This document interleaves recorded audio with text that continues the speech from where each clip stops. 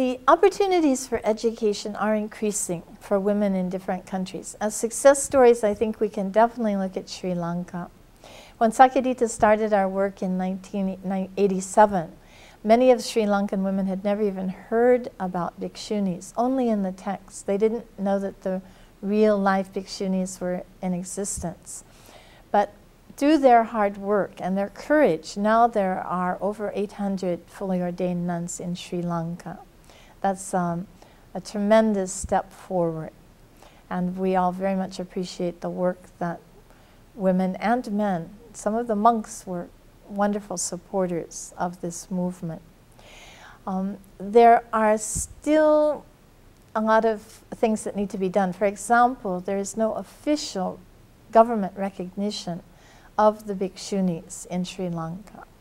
And this is a limiting factor. At the moment, when the bhikshunis want to apply for any kind of assistance, they need to go to the nuns organization of the Dasashila Matas, who have 10 precepts. So in order to get any kind of assistance from the government. And this is problematic, because some of the Dasashila Matas, 10 precept nuns, would support the bhikshunis, some, not all. So we need to get government approval and official recognition for the fully ordained nuns in Sri Lanka. In Nepal, the bhikshunis have just gone forward because they have wonderful leadership from Venerable Dhammawati, who is fearless. And even though she's received threats from Burma that if she sent her nuns to be fully ordained, then she will never see her teachers again and all of this, but she doesn't care. She goes forward because she knows what she's doing is right. And so as we see, she's been the ringleader and made sure that all of these, any of her disciples who wish to become fully ordained have that opportunity. Many of the monks in Nepal do not support her. They've tried to set up obstacles, but some monks, and here I would like to mention especially Venerable Ashvaghos, has been a very strong supporter of the bhikshunis in Nepal. And so they've managed to set up many new centers, meditation centers, schools, programs for children, and so on. Publication of books, too, I might mention. She's definitely been a trendsetter and worked very, very hard. In India, there are still obstacles, and this would be in the Tibetan tradition, or full ordination for women has not been accepted. The main obstacles seem to be outmoded attitudes toward women.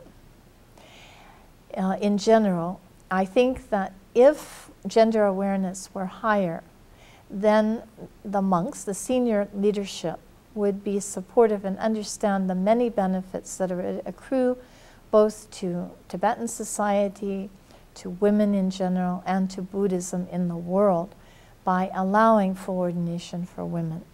Now, His Holiness the Dalai Lama and some of the leaders of the tradition are very supportive.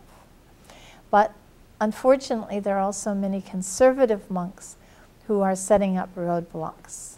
They're saying that the tradition of full ordination does not exist, that the lineage that comes from China, Korea, Taiwan, Vietnam is not unbroken. In other words, they believe that it's interrupted, and then they influence the nuns of the Tibetan tradition in this direction, that there is no tradition, no pure tradition of ordination for women in the world today, that the nuns in the Tibetan tradition do not need full ordination, that 10 precepts is enough for them, right? So they lose their confidence. They lose their courage to advocate for full ordination. Now, in Buddhist societies in general, as in many other societies, humility is considered a prime virtue for women. To be self-effacing, to be humble, is considered a good thing for women, and especially for nuns. So this works against the movement for full ordination. if nuns were to stand up and say, we would like to be fully ordained, then they might be criticized as being arrogant or uppity. When in fact that's not what they mean at all, that we want something for ourselves, that we are proud, and proud meaning arrogant in this context. And therefore they're intimidated into remaining as novices. And that would mean remaining as a novice for the rest of your life. Whereas for monks, it's considered a very good thing, almost automatic. I mean, they're very happy, very pleased, delighted when a young man wants to become a bhikshu, a fully ordained monk. Oh, he would get full support, probably, from his family and the community and the monastery. Moral support, financial support, educational support, everything to achieve his aims. But for a woman, it's quite different. Becoming a nun is still considered a little bit, well, even suspicious. Why does she want to become a nun? I mean, these days she could go to university, she could get a government job. Why would she want to go to a monastery? There must be something wrong with her. These attitudes still persist in many quarters of society in India today. Very unfortunate.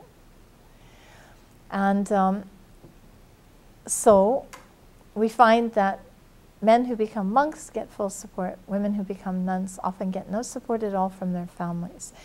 If they may get permission, especially among Himalayan peoples, they may get permission from their parents, but sometimes they may not. And rarely will they get any kind of financial assistance. So this is still a problem. Educational opportunities for nuns in these areas are still rare and few and far between. So we have a lot of work to do. Mm-hmm.